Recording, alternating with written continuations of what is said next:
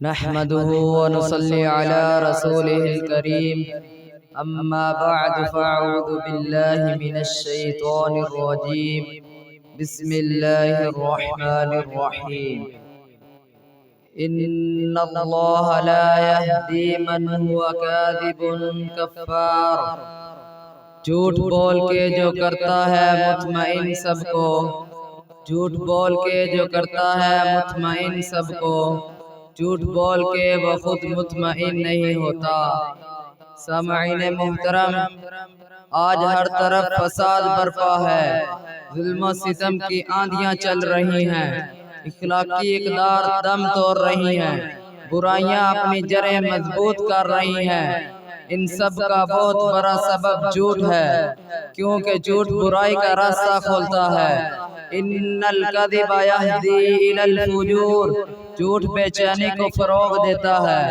الکذب ریبہ، جھوٹ منافقت کو عام کرتا ہے۔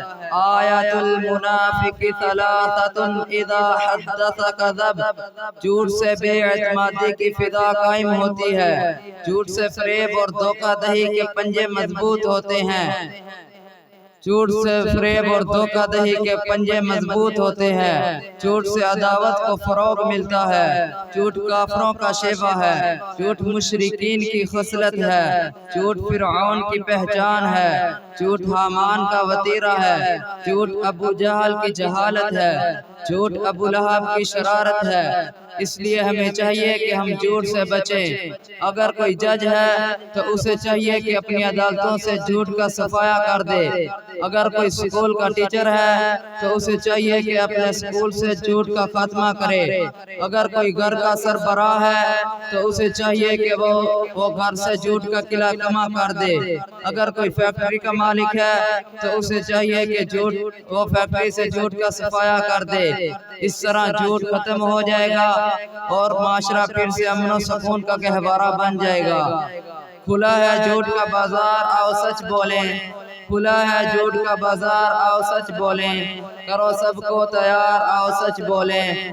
سکوت چھایا ہے انسانیت کی قدروں پر، سکوت چھایا ہے انسانیت کی قدروں پر، یہی ہے موقع اظہار، آؤ سچ بولیں۔ وما علینا الا البلاغ المبین۔ والسلام علیکم ورحمۃ اللہ وبرکاتہ۔